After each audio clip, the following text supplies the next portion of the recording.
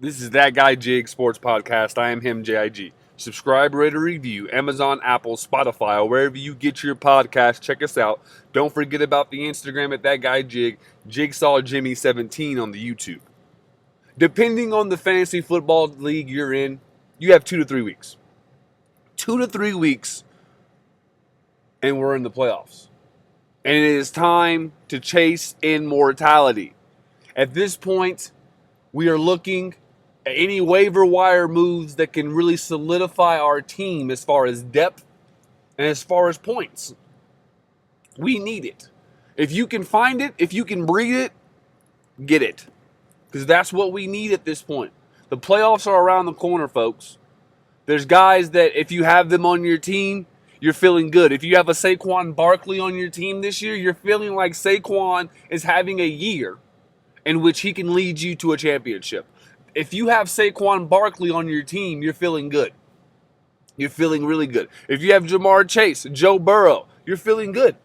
You're feeling good. You know these guys have to go out and compete. Derrick Henry's touchdown streak finally broke last week, but you can still depend on Derrick Henry. If you have Derrick Henry, you feel good. There's players out there that if you have them, you feel great about.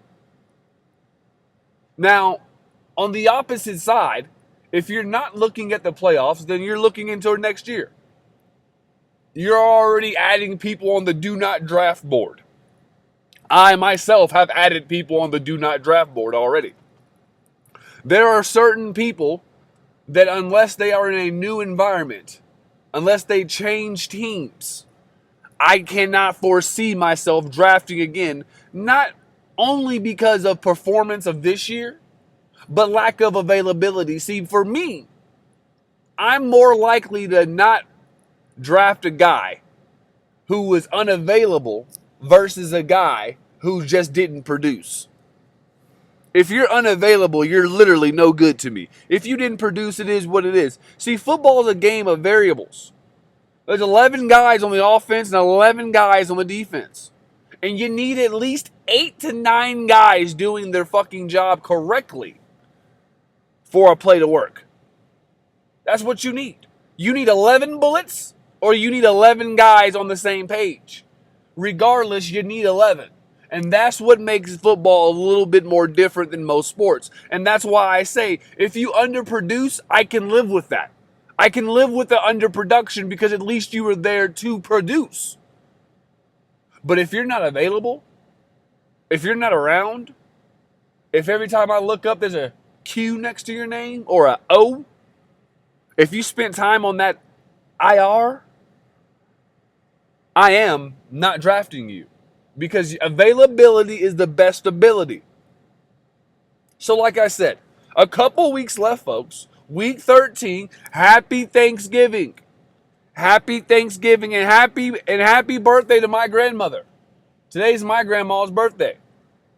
So please, say happy birthday to her. Happy birthday, Grandma. But on Thursday, Turkey Day, we have 3 games. We got Bears, Lions, Giants, and Cowboys, and Dolphins and Packers. The Dolphins and Packers will probably be the best game. The Bears and Lions is probably going to be Dan Campbell and these guys getting right. Stats. Jared Goff, DeAndre Swift. My God, throwback fucking Thursdays. But we're talking Jared Goff. We're talking Amon-Ra St. Brown will probably get back in the paint. His touchdown streak of 8 games straight also snapped. So look for him to restart that. Look for the Knuckles and Sonic combination to get going. Montgomery, Jahmyr Gibbs.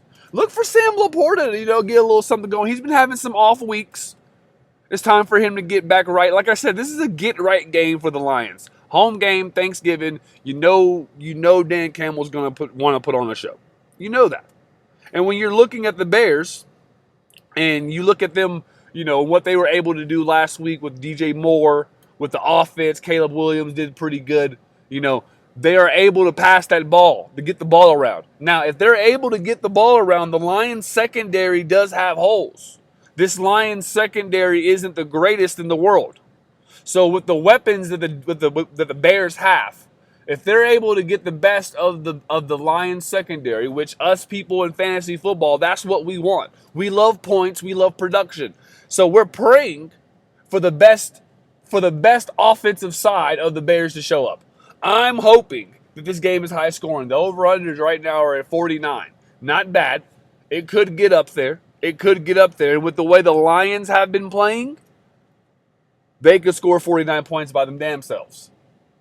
Also, we must keep in mind that the Lions in the second half, their defense is tremendous. So any dirt, anything that we're looking to get done must be done in the first half.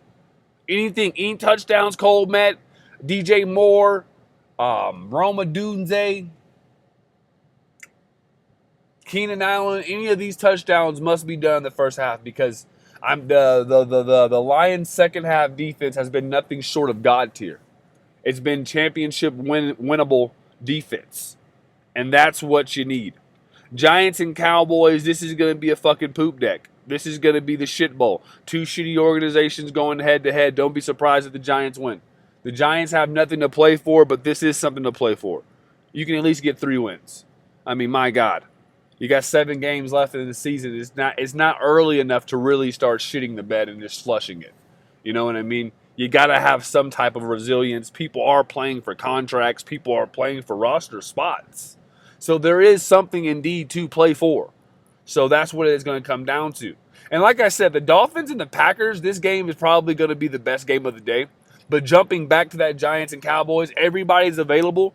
I don't see a bunch of points being scored. So if you can get one of these defenses, go ahead. One of these defenses will work just fine because, like I said, I don't see a lot of points being scored. You know, there's going to be some turnovers.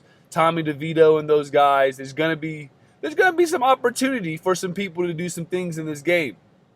And like I said, I do believe points are going to be at like a stream low. And to get points in this game is going to be very cost efficient. It's going to be primo. Points are going to be coming at it. You need them. But overall, the usual suspects, Wandale, Malik Neighbors. You're looking at CD, Turpin, KaVontae Turpin. If you're in a league that allows kick return and special teams, KOR return yards and stuff like that, KaVontae Turpin is going to be an instrumental piece because he can, as you saw last week, break one loose for a touchdown. And that's what it's about. You want to find these people that can do that. Find the players that can get these touchdowns because ultimately 6 points, that's what you want. 6 points on top of the yards. We don't just want the yards. We want yards, we want catches, but ultimately we also want them tuds. Touchdowns are the difference makers. Packers and Dolphins, like I said, this game is going to be good. The Dolphins have been playing great. Tua is back. They've been playing explosive football. Look for Tyreek Hill to really get going. I said Jalen Waddle would get in the paint. He got in the paint. I'm trying to told you. This offense they have down there in Miami is pretty solid. Jonnu Smith, Waddle, this team's going to do big things. Especially now that they're healthy. The Green Bay defense, they can turn you over. This game's going to come down to Jordan Love. Jordan Love can't turn the ball over in the red zone. You cannot turn the ball over in the red zone, especially with how efficient. The Dolphins aren't just scoring. They're scoring efficiently. Tua is playing great football. He's playing great football. He's had season highs in the last 2 games. I know he's been out, but I'm saying he came back, and he came back effective. He came back, and it looks like if he would have been around the whole season, the Dolphins might have had a different trajectory. I like the Dolphins in this game. I like the way they've been playing. And I know the Packers are kind of banged up at the receiver position. There's going to be some guys that are missing. Romeo Dubes won't be there, more than likely. Probably in protocol. So look for them to have some fill-in spots. But look for the Dolphins to be able to score offensively. It's going to be a very interesting matchup, the Green Bay secondary versus the Dolphins wide receivers. And also, Devin Achane, because he also kind of gets into the receiving role and he gets behind and he does his thing. Raiders and the Chiefs on Friday. Chiefs are about to get right. They didn't have that get-right game against the Panthers. The Panthers came out there and decided that they wanted to be a competent football team. They wanted to show the NFL and the world that, yes, we are a NFL football team. We are professional athletes. Watch Kansas City get right. Kansas City's in the get-right game this week.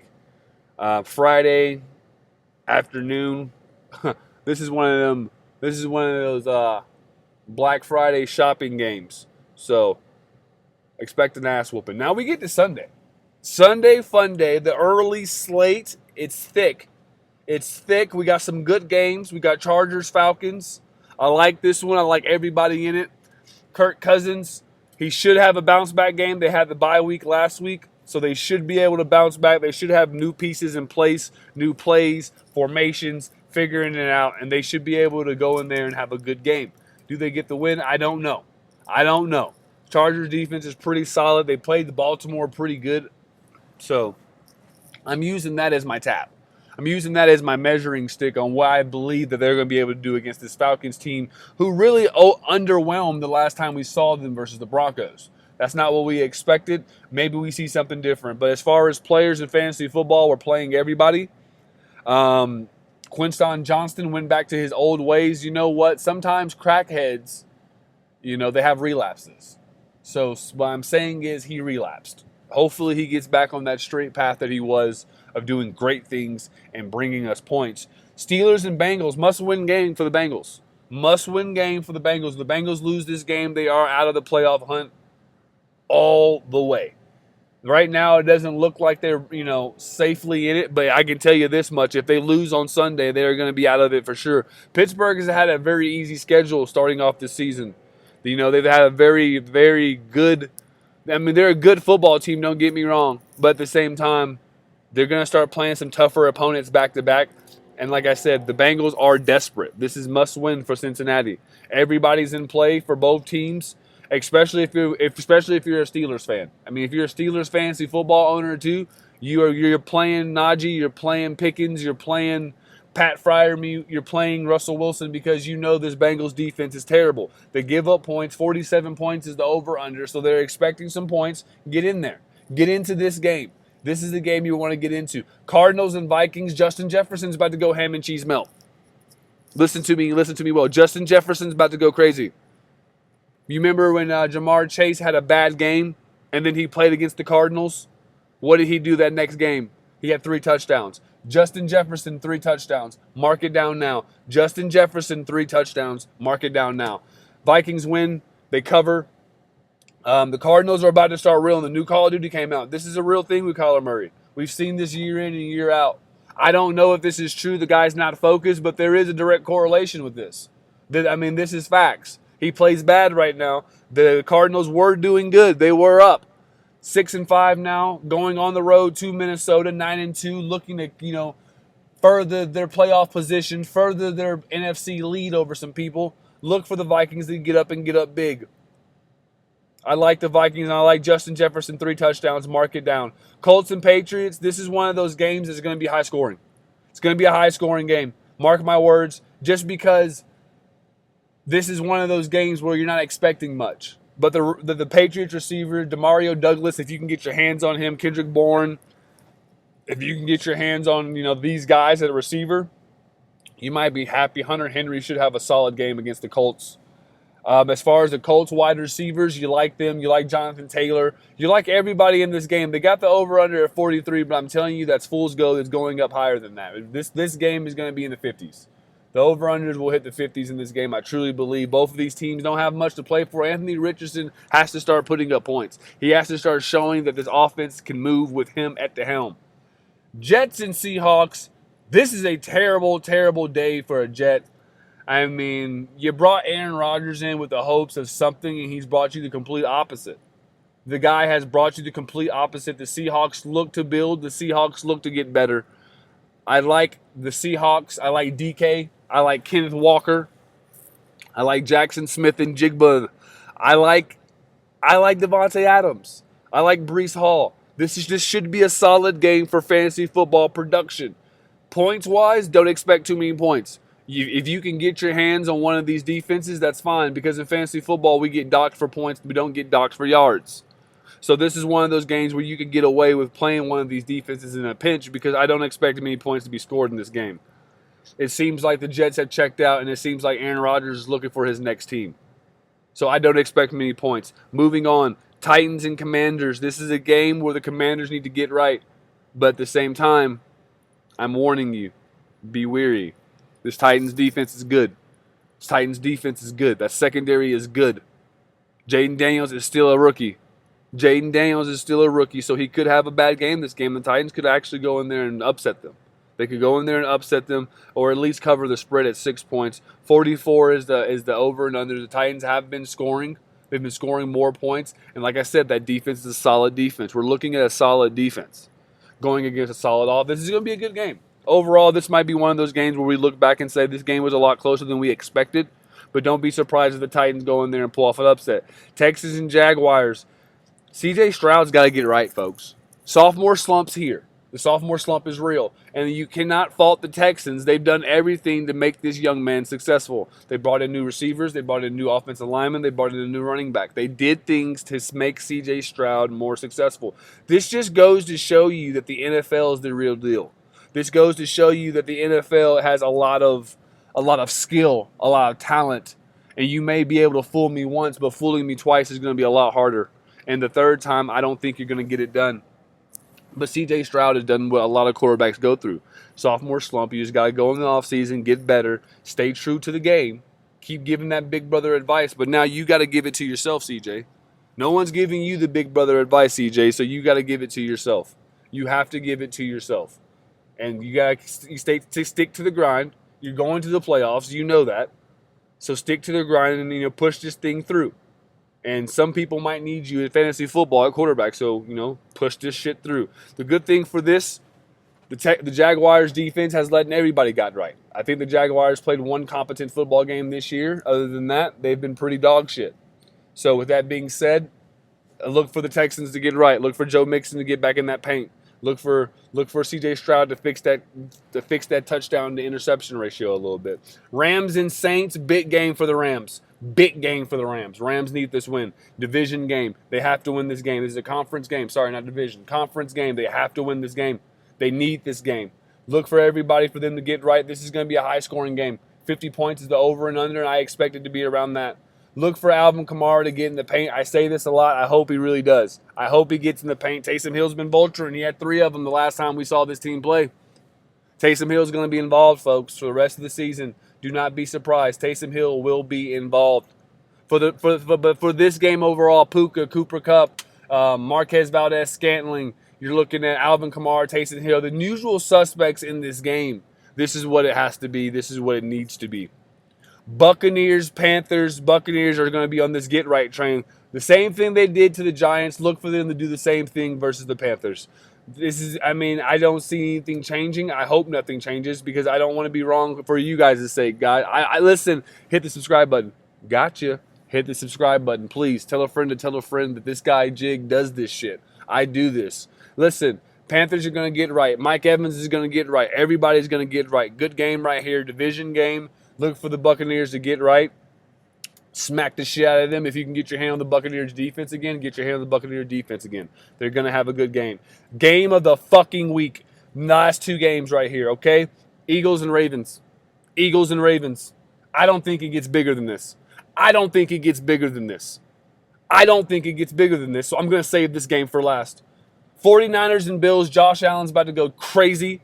He's about to really boost those MVP numbers. Josh Allen's the only guy who's just been winning. He hasn't really had one of those stat-stuffed games where you're just like, damn, he's the MVP. He's going to have one this week. The Buffalo Bills are going to have that game this week where we look at them and we look at Patrick Mahomes in them and we say, yeah, they might do it. They actually might. They might do it. So with that being said, I like the Bills in that game. I like the Bills big. I like Khalil Shakir in that game big. I like him big. Big game for him. Amari Cooper, he's going to be on the board. Monday Night Football. Browns and Broncos in Denver. Interesting game. Broncos should win this game handily. Sean Payton, these guys are doing something that they're showing you they're ahead of schedule. Sean Payton is showing you he's worth the draft picks. Sean Payton is showing you why he's an NFL head coach. Broncos. But with all that being said, We're going back to the game of the fucking week, Eagles and the Ravens, guys. I don't think we understand how big of a game this is. This might be the MVP race. Lamar Jackson versus Saquon Barkley. Saquon Barkley has the chance to do something. He has the chance to do something that hasn't been done since Todd Gurley finished top 2 in the MVP race. He has a chance to do it. I don't think people understand what the Giants did. They fucked up. You fucked up, New York, and you let him go to you let him go to Philly. I'm tired of this narrative that, oh, Saquon picked Philly. He could have picked anywhere. No! The Giants did this. The Giants did this. The Giants could have easily paid that man the money he was worth.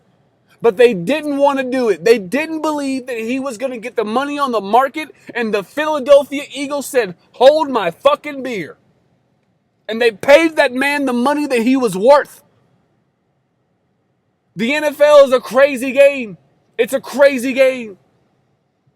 They make us, the fans, believe that this player isn't this good or he's not worth this much money. Saquon Barkley was the heart and soul of a dog shit team for years. We must understand this. Saquon Barkley at one point made the New York Giants believe Daniel Jones was a competent quarterback. Daniel Jones got paid off the blood, sweat, and tears and ACLs and ankle injuries of Saquon Barkley. Without Saquon, they don't win that fucking playoff game. Shout out to Saquon. I love that he's having the year that he's having. He deserves it. He truly deserves it. Because when you've been through the depths of hell, when you try to clean a filthy house, and people just keep coming in and shitting on the floor. Sometimes it's great to get outside. Sometimes it's wonderful to touch grass. And sometimes when you do this, you end up in Stanley's front yard. And we know how Stanley kept his grass. Now you in the house. Now you feeling good. They AC work over here. They must got honor classes. Shout out to Saquon Barkley. But this could be the MVP race. This truly could be for the MVP race. Lamar Jackson's having one of his best statistical years ever. Matter of fact, he's having a better statistical year this year than when he won the MVP. So how could you not give it to him? Because of Saquon Barkley. Because there's no doubt in my mind. If Saquon Barkley stays in the Giants have 3 more wins, maybe 4. And the Eagles have 3 more losses, maybe 4. And that's why Saquon Barkley is my MVP. He is my MVP. If you didn't know, Saquon Barkley is my MVP. Yes, he has fucked me out of thousands of dollars on parlays. Yes, this is true. I had a 7-leg beautiful parlay. Saquon Barkley, I just needed him to top it off. But it was that game where Jalen Hurts had 3 touchdowns from the 1-yard line. But I'm here to tell you as an honest, tax-paying American man, Saquon Barkley is the MVP. Lamar Jackson's having a hell of a season. Don't get me wrong. But is Lamar Jackson the MVP of his team? Because if Derrick Henry wasn't there, would Lamar Jackson be able to throw the ball as freely?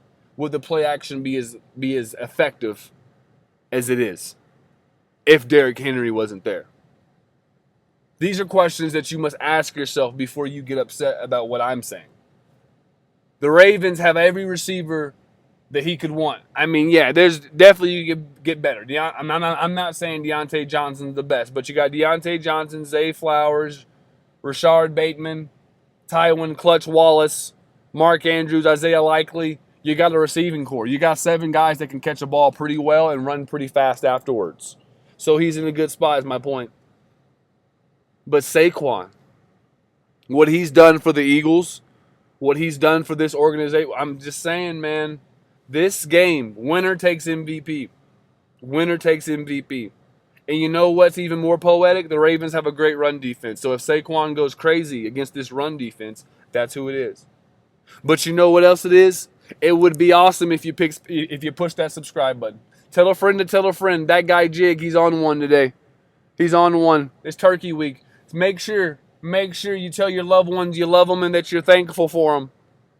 This is a very interesting holiday. very interesting holiday. We're not going to get into everything. But what we are going to get into is subscribe, rate, and review. And this is That Guy Jig Sports Podcast. I am him, JIG. Thanks for listening. Once again, please hit the subscribe button. Peace.